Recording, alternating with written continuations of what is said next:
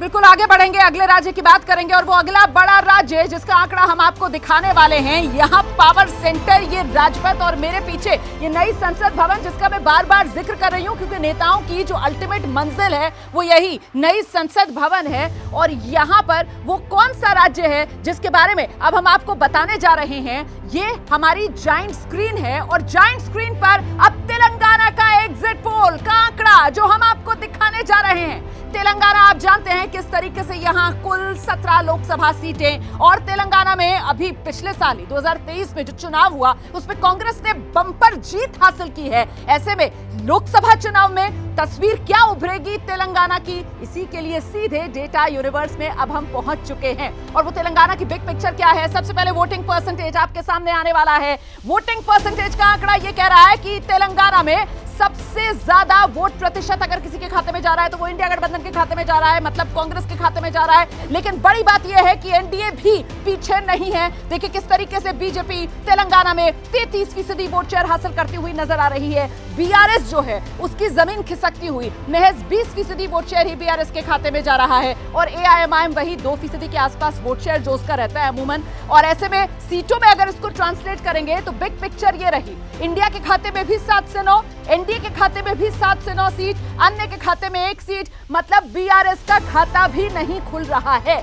यहाँ आर पार की लड़ाई तेलंगाना में कांग्रेस और बीजेपी के बीच नजर आ रही है और अन्य के खाते में ये जो 0 से 1 वाली सीट जाते हुए आप देख रहे हैं तो कयास इसका यही लगाया जा रहा है कि ये एआईएमआईएम वाली असदुद्दीन ओवैसी वाली सीट है जो फिलहाल अन्य के खाते में नजर आ रही है। शिरीन, तो तेलंगाना का ये नंबर सामने आ गया है और एग्जिट पोल में यहाँ एनडीए को फायदा होता दिखा रहा है। कांटे की टक्कर है, बहुत कड़ी टक्कर तेलंगाना में क्योंकि 7-9 सीटें मिल सकती हैं। जो बता रहा है एग्जिट पोल, तेलंगाना में इंडिया गठबंधन को भी 7 से 9 सीटें मिल सकती हैं, तो वहीं एनडीए को भी यहाँ पर 7 से 9 सीटें मिल सकती हैं। यानी ये बताता है कि यहाँ बीजेपी को फायदा सीधे तौर पर होता हुआ दिख रहा है। बीजेपी की सीट इस बार 24 के चुनावों में तेलंगाना में बढ़ रही है और ये कड़ी टक्कर एक तरीके से। दिबांग जी, बिल्कुल, देखिए अगर 3 सीट थी पिछली बार कांग्रेस की तो वो बढ़ी ज़रूर हैं और ये उम्मीद की जा रही थी क्योंकि वहाँ नए मुख्यमंत्री हैं और जो चुनाव है वो बिल्कुल लोकल इश्यूज़ पे लड़ा गया था तो शायद उनकी सीट और बढ़ेंगी। लेकिन अगर बीजेपी भी अपनी सीट की उम्मीद ज़रूर थी कि बढ़ाएंगे, लेकिन ये अगर सीटें बढ़ रही हैं तो करीब 3 से 5 सीटें बढ़ रही हैं, जो मुझे लगता है कि 2-3 की उम्मीद थी तो बीजेपी ने वहाँ ज़रूर अच्छा किया है। ठीक है, जीवीएल का भी एक रिएक्शन ले लूं, फिर बद्री जी मैं आपके पास आऊंगी। मुझे पता है आप बहुत देर से ऐड करना चाह रहे हैं, लेकिन यहाँ भी एक और राज्य से गुड न्यूज आपके लिए, और ये साउथ जो है वो फेवर में जाता हुआ आपकी कोशिशों को यहाँ पर जो है वो एक तरीके से फल मिलता हुआ दिख रहा है।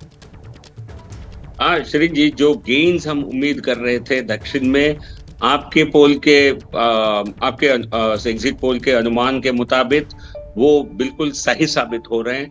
और लेकिन तेलंगाना में इससे भी और बेहतर हो सकता है, यही हमारे आकलन है। डबल डिजिट में पार्टी बीजेपी आ गया, ये तो बिल्कुल सही है कि ये चुनाव कांग्रेस बनाम भाजपा हुआ है, बनाम बिकॉज कांग्रेस रूलिंग पार्टी है। बीआरएस थर्ड पोजीशन पर चली गई है, but we are hopeful of winning 10+ seats. Congress के साथ ही टक्कर है तो इसलिए कांग्रेस नंबर 2 इस बार लोकसभा चुनाव में एग्जिट पोल का आंकड़ा कह रहा है बढ़ेगा, आंकड़ा 7 से 9 पहुंच सकता है, लेकिन टक्कर तो बराबरी की बीजेपी दे रही है ना सर। बीआरएस का नुकसान, बीजेपी का फायदा, तो खुश हैं या कुछ अफसोस? क्योंकि पिछले चुनाव में भी आप देखिए रोमाना जी, वहां पर हमारे 17 सीटें थी केवल विधानसभा में, वहां से उठकर हमने सिंगल पार्टी जो है सत्ता हासिल की है।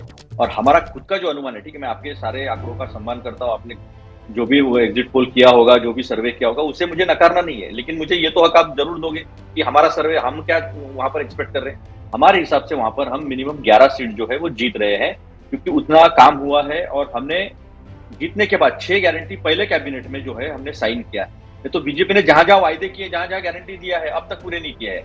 महाराष्ट्र का उदाहरण लीजिए, अब कोई भी गारंटी अब तक पूरी नहीं की है। लेकिन अतुल जी, जीवीएल क्या मेन पॉइंट यहाँ पर अतुल जी मिस कर रहे हैं, और वो मेन पॉइंट ये कि विधानसभा में प्रधानमंत्री नरेंद्र मोदी की उस तरीके की भूमिका नहीं थी ना। ये लोकसभा चुनाव है और यहाँ नरेंद्र मोदी के इर्द गिर्द पूरा चुनाव बुना गया है। जीवीएल रोमाना जी, आप 2019 का भी चुनाव का जिक्र करेंगे।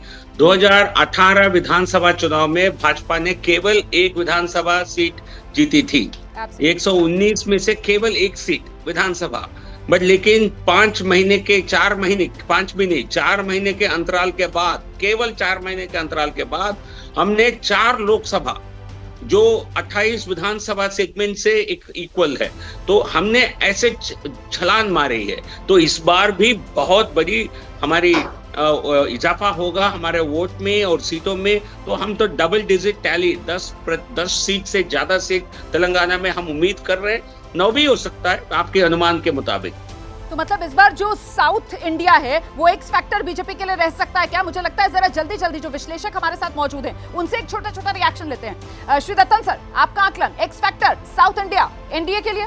बिल्कुल इस बार प्राइम मिनिस्टर ने ज़्यादा फोकस दिया है साउथ में, वो उसका फ़ायदा दिखता लग रहा है। तो केरल में भी अकाउंट खोलेगा तो एक ड्राई स्टेट था in as far as BJP is concern, वो चेंज हो रहा है। और तेलंगाना में this as I from the grass root मेरे को लग रहा है कि वो 10 तक जा सकते हैं। That is what I also feel. ठीक है, चलिए सर, ये भी आपका भी अनुमान है।